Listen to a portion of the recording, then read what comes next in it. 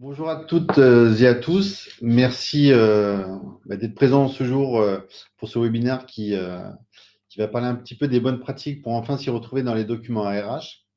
Aujourd'hui, j'ai le plaisir de co-animer cet événement avec Maxime Maroun. Bonjour. Voilà, on est tous les deux les deux responsables commerciaux pour l'offre portail salarié sourcing donc de chez Pixid. Donc, on couvre tout le territoire national sur cette offre et on est divisé en secteurs d'activité. Donc, on a un petit peu un panel d'expérience et d'échanges avec nos différents clients ou prospects qui nous permet aujourd'hui de pouvoir vous parler de cette gestion administrative des documents RH.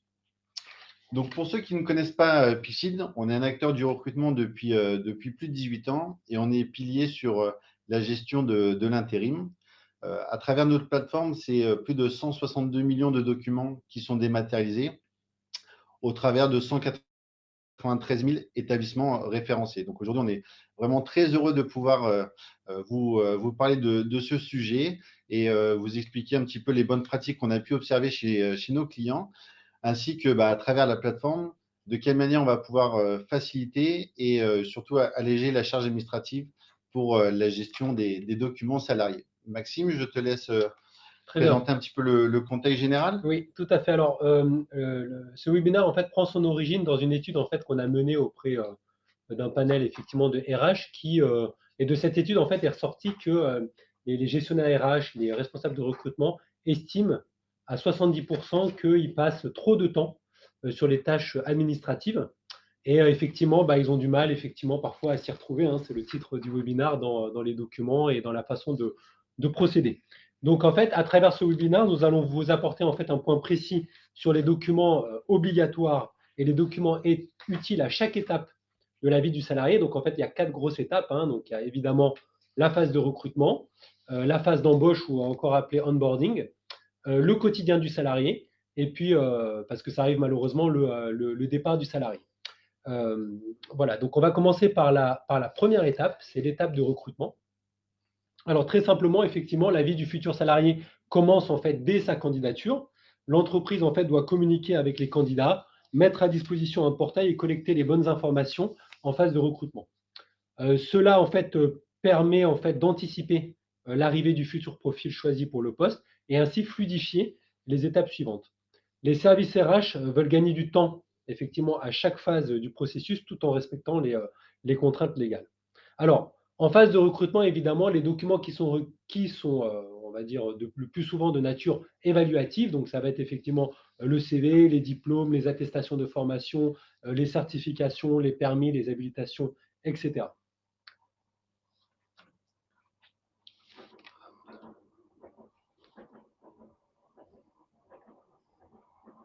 Alors, quelques choses à savoir d'importance, c'est que à ce stade, hein, en phase de recrutement, il est interdit en fait. Il y a certains documents qui sont interdits. Donc en fait, ça va être par exemple tout ce qui est lié en fait aux données personnelles du candidat. Donc par exemple le numéro de sécurité sociale, le nombre de points sur son permis de conduire, des justificatifs liés à sa situation personnelle. Donc évidemment, tous ces documents sont interdits, hein, sont proscrits en phase de recrutement. Il faut savoir également qu'à l'issue de la procédure de recrutement, le candidat non retenu doit être informé que l'entreprise souhaite conserver ces données pour l'intégrer à un vivier de talents et le recontacter. Il a la possibilité de refuser en fait et de demander la destruction totale de toutes les données le concernant. Donc c'est ce qu'on appelle le droit à l'oubli. Et dans le cas contraire, l'entreprise pourra conserver les données au maximum 2 ans. Donc voilà, c'est une donnée très importante, hein. Vous pouvez conserver pendant 2 ans après le dernier contact avec le candidat. Toute prolongation ultérieure nécessite un nouvel accord explicite de la personne. Donc on va passer à la phase d'embauche. Alors, concernant la phase d'embauche, alors hop, excusez-moi, on est sur les slides. Ah non, hop, merci. Donc, effectivement, une fois que vous avez choisi votre candidat, donc son recrutement est acté, il va y avoir deux typologies de documents qui vont être soit demandés aux salariés ou soit qui doivent être obligatoirement transmis aux salariés, et ça en fonction de la taille de votre entreprise. Les documents obligatoires qui vont être demandés aux salariés, bien évidemment, c'est pour pouvoir constituer le contrat de travail. Ça va être donc la pièce d'identité, la carte vitale, donc du coup avec le numéro de sécurité sociale, ainsi que le RIB pour pouvoir du coup verser les salaires. Concernant les documents du coup que vous devez transmettre aux salariés, lorsque vous êtes une entreprise de plus de 50 salariés, bien évidemment, vous devez lui transmettre le règlement intérieur, potentiellement qu'il doit signer, le livret sur les pannes salariales, évidemment, le cas échéant, et puis aussi toutes les informations qui sont relatives à la mutuelle obligatoire ainsi qu'à la prévoyance. Hop. Donc, quelques bonnes pratiques. Du coup, au moment de l'embauche, on, on considère à peu près, on comptabilise, pardon, à peu près 15 documents qui vont être échangés lors de l'embauche. Donc, les documents utiles, eh bien évidemment, au départ, ça va être le contrat de travail ou la DPE, le cas échéant, le permis de conduire, si celui-ci est demandé dans le cadre des fonctions du collaborateur, la promesse d'embauche, les autorisations de droit à l'image pour qu'on puisse utiliser justement des photos avec le nouveau collaborateur pour des communications publiques liées à l'entreprise. Ou alors, ça peut être la convention de stage, le contrat de professionnalisation, pardon, si tant est que ça ne soit pas un contrat CDD ou CDI. Donc, il peut aussi avoir la carte grise du véhicule si jamais il utilise un véhicule privé, ce genre de choses. Donc, voilà, il y a un petit peu, on comptabilise à peu près 15 documents à ce moment-là. Donc, du coup, comment ça se passe? On va vous faire une petite vidéo illustrative des documents qui vont être mis à disposition sur l'espace salarié du collaborateur. Qui du coup, et c'est un avantage pour les ressources humaines, c'est qu'une fois que le candidat justement est sélectionné, on va lui ouvrir son espace salarié où il va pouvoir lui-même déposer tous les documents qui sont liés à son embauche et donc qui lui sont demandés par l'équipe RH. Et donc du coup, pour vous, ça apporte un avantage non négligeable, c'est que ça va alléger votre charge administrative et du coup, vous aurez juste un rôle de contrôle pour savoir si le dossier du nouveau collaborateur est complet. Donc, vous voyez, il peut être téléchargé soit directement via le PC ou soit via l'application mobile MyPixin, auquel il va pouvoir prendre en photo les différentes pièces jointes et les déposer dans son espace salarié. Maxime, je te laisse, parce que du coup, Oui, c'est un client que tu as signé, donc je vais te laisser le témoignage. tout à fait. En fait, parmi nos clients, effectivement, on retrouve beaucoup de clients en fait dans le domaine du service à la personne parce qu'ils sont évidemment amenés à recruter régulièrement des personnes en CDD.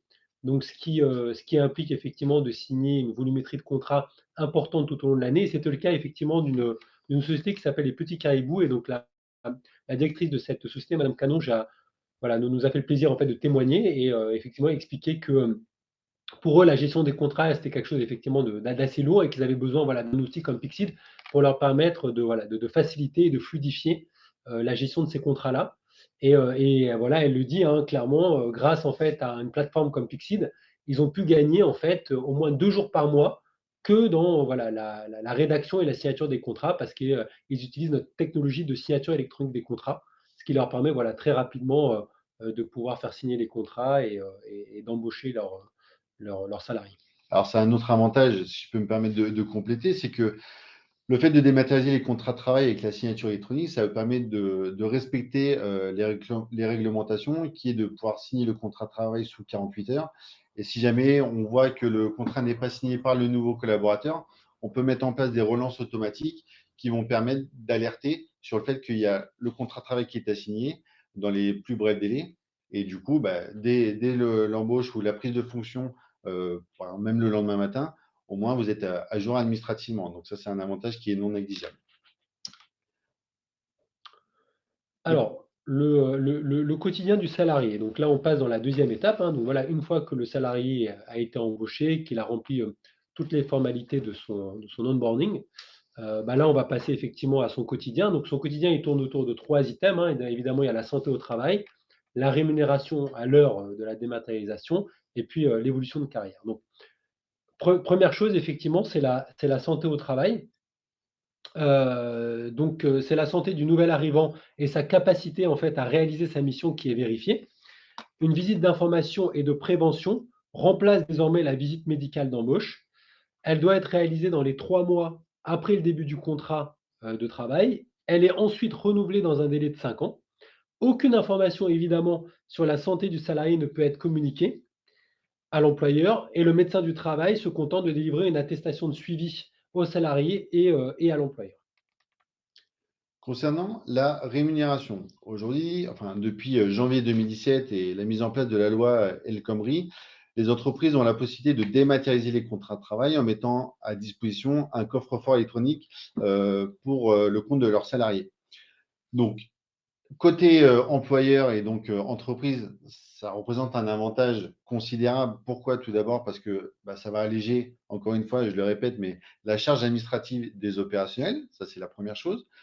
De deux, économiquement, enfin en tout cas financièrement, entre le coût du traitement du bulletin de salaire papier, donc avec tout le traitement par les collaborateurs, l'affranchissement, la mise sous pli, les coûts indirects liés justement au traitement de ces bulletins de paye, qui est, on a estimé à peu près à 2,53 € le coût d'un bulletin de paye papier. Bon, par rapport à un bulletin de paye dématérialisé, on est aux alentours des 50 centimes. Donc, si vous appelez Maxime, il va être beaucoup plus souple sur les prix. Et si vous passez par moi, je vais être un peu plus rigide. Donc, après, c'est à vous de voir de quelle manière vous voulez dématérialiser les bulletins de paye. Mais voilà, en tout cas, ça représente un avantage considérable. Et puis, côté salarié, ça lui permet d'avoir à disposition, donc dans son coffre-fort à n'importe quel moment, ces bulletins de salaire. Pourquoi? Parce qu'ils peuvent être demandés dans le cadre euh, à titre privé pour la demande d'un logement ou autres documents, enfin d'autres actions qui demandent des documents administratifs et liés au salaire du collaborateur. Et puis, en termes d'archivage et de conservation, donc pour le salarié, l'entreprise doit mettre le bulletin de salaire à disposition pendant 50 ans ou jusqu'aux 75 ans du collaborateur ou de l'ancien collaborateur. Donc ça, c'est des normes que nous, aujourd'hui, on est en mesure de pouvoir respecter et d'apporter justement la solution la plus efficace pour que vous soyez en phase avec la réglementation et puis en termes de fonctionnalité, avoir une solution qui correspond aujourd'hui à l'ère du temps, si je puis dire. Très bien. Et puis évidemment, dernier item dans le quotidien du salarié, c'est son évolution de carrière, pardon. Donc on le sait, hein, la vie du salarié peut être ponctuée de moments forts, hein, tels que les changements de poste ou des évolutions. L'employeur peut opter pour différentes formes d'évaluation qui deviennent obligatoires si elles sont prévues par votre convention collective. Très souvent, l'évaluation prend la forme d'un entretien annuel individuel permettant de faire le bilan et d'établir les objectifs futurs. Les résultats sont confidentiels, évidemment, et les données personnelles soumises au RGPD. Ils ne prennent une forme écrite assignée qu'en cas d'exigence de votre convention collective. Chaque changement de poste, chaque modification des conditions substantielles du contrat de travail doit faire l'objet d'un avenant. Donc là, on en revient encore une fois à la dématérialisation, parce que tout ça se dématérialise aujourd'hui, hein, qui pourrait être signé de manière électronique dans les mêmes conditions que le contrat de travail initial. Alors, concernant, toujours en lien avec le quotidien et la vie du salarié au sein de l'entreprise, on comptabilise à peu près 7 documents donc, qui peuvent être échangés régulièrement. On les a cités précédemment avec Maxime. Et donc, il y a une durée de conservation qui est obligatoire côté employeur et la mise à disposition, comme je l'ai dit précédemment, pour la partie bulletin de salaire. Les documents qui peuvent être, parmi les 7 documents qui peuvent être échangés pendant la vie du salarié, il y a des documents qui vont être demandés aux salariés de la part de l'entreprise. Ça va être quoi? Ça va être des justificatifs de notes de frais, donc de transport, ce genre de choses, mais aussi les arrêts de travail. Et côté salarié, ce que vous devez fournir, justement, c'est tout ce qui est attestation de suivi lié à des visites d'information ou de prévention, les bulletins de salaire ou aussi la visite médicale. Pardon. Voilà.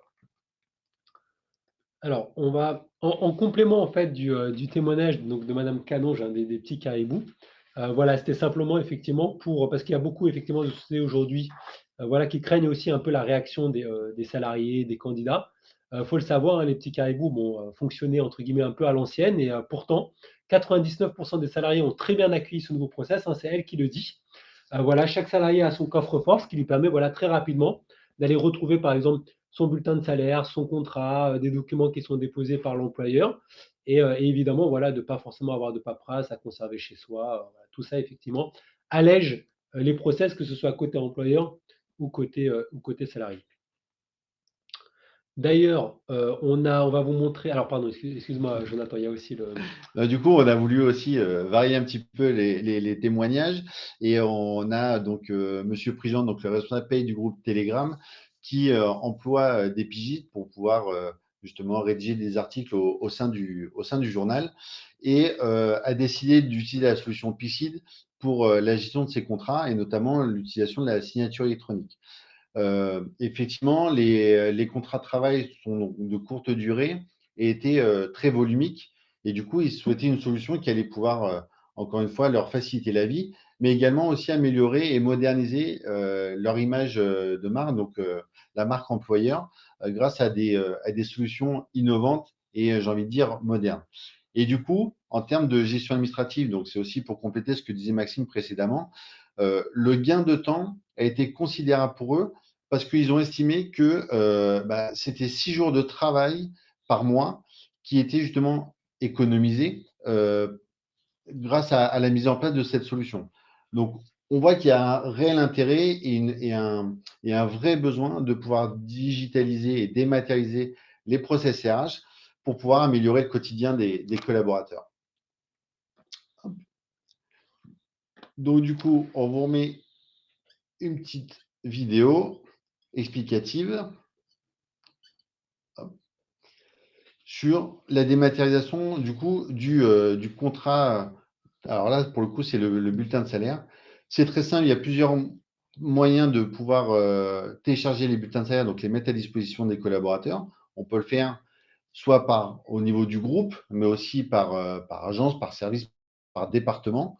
Et juste en 3 clics, une fois que le fichier PDF est généré via votre outil de paye, hein, quel qu'il soit, on va pouvoir le déposer de façon automatique et très simple dans le coffre-fort de chaque collaborateur. On assure l'intégrité et l'intégralité des documents avec bien évidemment la confidentialité. Donc, je ne pourrais pas recevoir le bulletin de paye de Maxime Maroun sur mon coffre-fort électronique. Je serais trop jaloux et trop envieux. Et donc, c'est pour ça qu'on fait en sorte de bien verrouiller les choses. Et encore une fois, avec tout l'archivage légal et les durées de conservation qui sont respectées.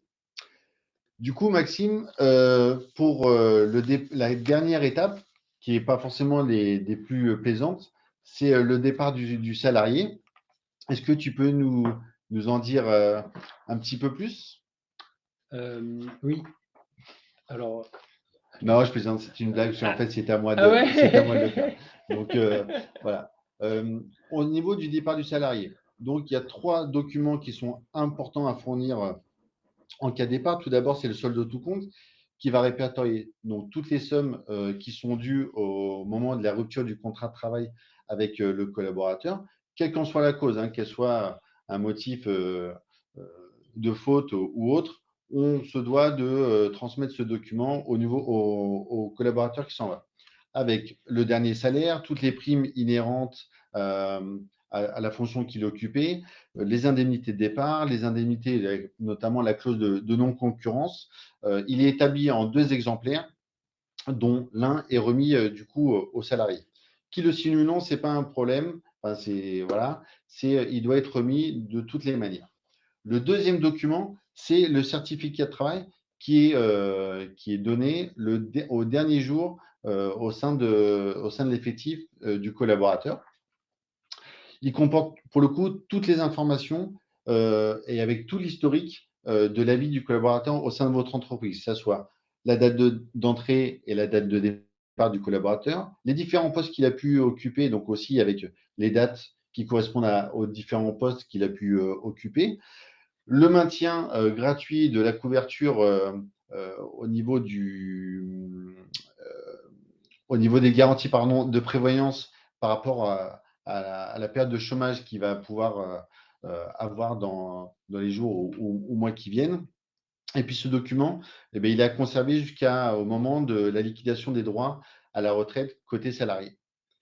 Et ensuite, le dernier document qui est à transmettre, donc c'est l'attestation de Pôle emploi, qui est transmise par voie dématérialisée. Alors, ça pouvait être le cas enfin, d'une manière différente jusqu'en juin 2021, parce que pour les entreprises de moins de 11 salariés, il pouvait être remis un exemplaire papier. Maintenant, les choses ont changé et cette transmission doit se faire justement par voie dématérialisée. Le salarié doit du coup le conserver jusqu'à l'obtention de ses allocations de retour à l'emploi. Et nous, on considère enfin, on le conseille toujours auprès des interlocuteurs RH qu'on a et de pouvoir le communiquer auprès des salariés qui quittent l'entreprise. C'est de les garder même après parce que pour justement contrôler pour le calcul des droits à la retraite, pour le coup, c'est des documents qui sont importants de conserver. Voilà. Alors, en termes de bonnes pratiques, vous êtes dans le milieu des ressources humaines, donc vous avez un certain affect et une approche humaine qui n'est pas à revoir aujourd'hui. Et on sait très bien qu'il y a cette importance, enfin, vous mettez de l'importance justement au traitement des collaborateurs, même en cas de départ. On s'est permis de le redire parce que c'est quelque chose qui est très important et qui n'est pas à négliger. Parce qu'aujourd'hui, il y a des salariés qu'on appelle un peu des salariés boomerang qui sont peut-être amenés à quitter l'entreprise, mais qui ont potentiellement, on va pouvoir les recruter par la suite pour un nouveau poste, une nouvelle mission, parce que voilà, le collaborateur a souhaité faire une autre expérience. On le voit encore aujourd'hui avec ce phénomène de grande désertion avec justement le ghosting et la période Covid qui est passée. Des gens ont voulu changer de métier et d'environnement professionnel. Et puis, il y en a aujourd'hui qui reviennent entre guillemets, à leurs premiers amours. Et du coup, pourquoi pas revenir dans une entreprise dans laquelle on se sentait bien. Et donc, du coup, le traitement de l'offboarding est important. Et donc, du coup, dans ces cas-là, avec un traitement euh, assez, euh, assez fin et tout ça, c'est toujours bien de conserver le dossier RH du collaborateur avec tous les documents, toujours en respectant les durées de conservation qui sont légales. Hein, parce que du coup, si le collaborateur revient, vous aurez déjà tous les documents. Il y aura peut-être certains documents qui seront à mettre à jour par rapport à des dates de validité et autres. Mais du coup, tous ces dossiers seront déjà dans votre système. Donc, en termes de durée de conservation des documents, en général, c'est 1 an. Et puis, il y en a d'autres où c'est plutôt 2 ou 5 ans selon la nature des documents. Maxime, du coup, je te laisse un petit peu Alors, débriefer. oui, tout à fait. Donc, effectivement, la transformation digitale des entreprises progresse. Évidemment, toutes les sociétés prennent un tournant en termes de transformation digitale. Mais cependant, la complexité de la gestion administrative et les contraintes légales freinent souvent les projets. Le secteur de la RH Tech est en plein essor et propose des solutions qui accompagnent le quotidien des RH. Donc, sur la gestion des échanges de documents notamment, un portail digital tel que le nôtre, hein, tel que Pixit, présente de nombreux avantages. Donc, le premier, évidemment, c'est les échanges qui sont facilités. Le portail salarié autorise les échanges de l'employeur vers l'employé et inversement. C'est l'assurance d'obtenir rapidement toute information pour le salarié et l'entreprise. La marque employeur, évidemment, y trouve une concrétisation. Et il y a également la possibilité voilà, de classer, de stocker, de rechercher avec plusieurs critères ou de créer des alertes automatiques sur une période de validité. Tout se fait en un clic sans risque de détérioration. Pardon. Le deuxième point, c'est évidemment la réduction des coûts. Hein. Naturellement, la digitalisation des process divise par 5 le coût RH, diminuant ainsi les frais de stockage, d'impression ou également d'envoi. Et puis, le dernier point, c'est la conformité. Un portail salarié assure plus aisément le respect du RGPD et de la protection des données personnelles. La signature électronique, par exemple, offre une conformité réglementaire en cas de contrôle de l'URSSAF et judiciaire en cas de litige et une conformité des process internes et également une traçabilité. Je vais me permettre juste de rajouter quelque chose, ça ne te dérange pas, Maxime. En fait, on sait que la gestion des ressources humaines, englobe des activités diverses, mais en fait, elles sont essentielles et pour le coup indissociables. On parle de la gestion des recrutements, la gestion des talents avec l'utilisation d'un vivier, pourquoi pas d'un vivier interne, la gestion des temps, mais aussi la gestion des bulletins de salaire. Et en fait, ce domaine des ressources humaines, il est souvent perçu comme un centre de coût, mais du coup, avec la digitalisation, on peut transformer cette perception justement en centre de profit. Et ça, pour le coup, c'est quelque chose que nous, on essaye au quotidien de faire valoir auprès des équipes projets qu'on accompagne dans les différents justement projets de digitalisation. Et voilà, je voulais juste me permettre de rajouter ce petit laïus. Je vais juste répondre, je vois qu'il y a une question. Donc justement, quand on parle de départ de salariés, comment sont gérées les données personnelles sur Piscine? Y a-t-il une purge automatique? Alors oui, tout à fait, il y a une purge automatique qui est faite. Aujourd'hui, on a tout ce qu'il faut, entre guillemets, en interne chez Piscine en termes de gestion des RGPD. C'est quelque chose sur lequel on met un accent très fort et très poussé. On est très assidu là-dessus. Et donc, toutes les données personnelles, en fonction des dates de conservation légale, une purge automatique est faite. Voilà, c'est la première question. Est-ce qu'il y a des questions auxquelles on pourrait répondre avec Maxime?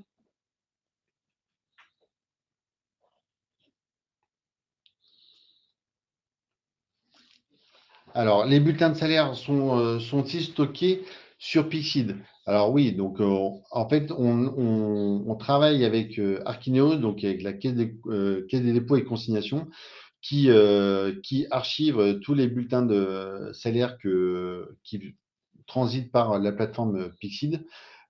Donc, pourquoi on a choisi la Caisse des dépôts et consignations? Tout simplement parce que c'est un organisme d'État et pour le coup, on a l'assurance que ces documents et donc, du coup, ces bulletins de salaire soient bien stockés et bien archivés pour que, à l'avenir, on puisse les mettre à disposition pendant toute la durée légale.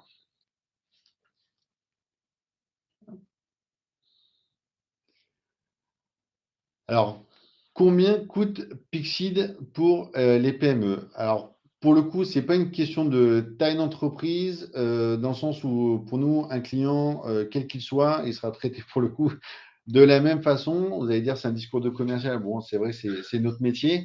Mais en fait, c'est plus par rapport à la volumétrie, par rapport au projet global, de quelle manière on peut vous accompagner. Aujourd'hui, la solution et la plateforme Pixid représente différentes fonctionnalités, que ce soit la gestion des recrutements, la sollicitation de candidats à travers un vivier interne, les bulletins de salaire, la gestion et surtout le suivi des missions dans le cadre de CDD ou même pour le biais de l'intérim, hein.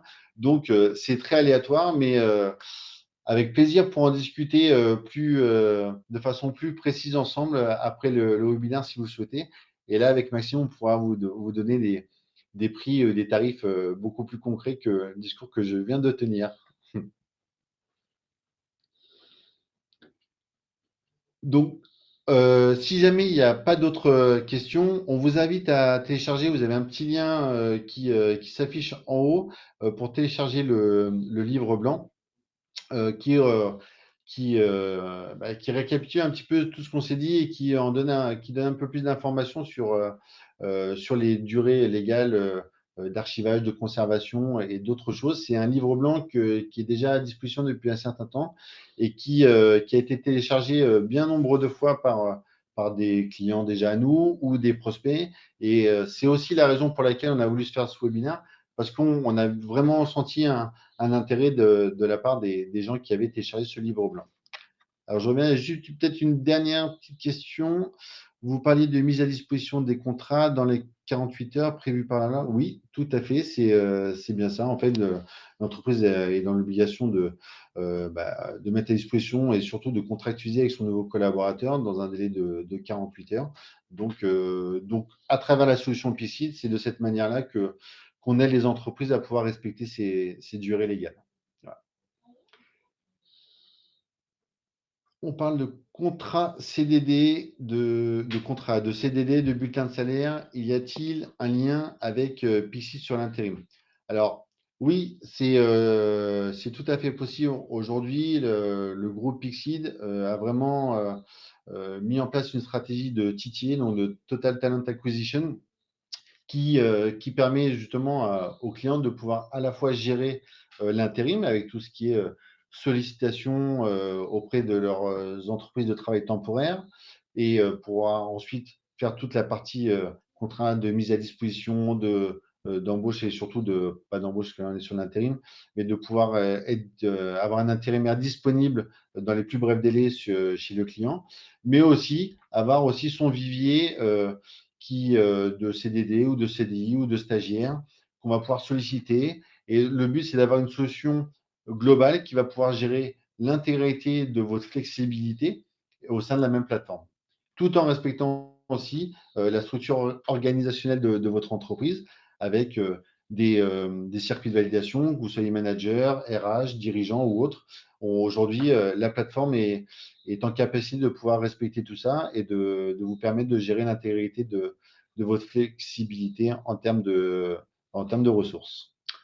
Il y a une autre question de Monsieur de Sainte-Croix très intéressante. Quelles sont les garanties que le futur salarié reçoive le contrat dans les délais? Donc effectivement, et c'est l'intérêt de la plateforme, hein, notamment en termes de signature électronique des contrats, c'est qu'effectivement très rapidement, l'employeur, on l'a montré tout à l'heure avec les petits caribous, peut éditer le contrat et l'envoyer en fait en signature électronique au candidat.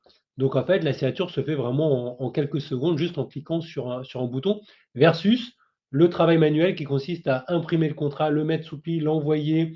Parfois, le candidat le renvoie en disant que bon, voilà, les clauses ne sont pas bonnes, il faut le renvoyer. Donc, finalement, le candidat commence à travailler sans avoir signé son contrat de travail parce qu'il y a des urgences hein, dans pas mal de secteurs d'activité.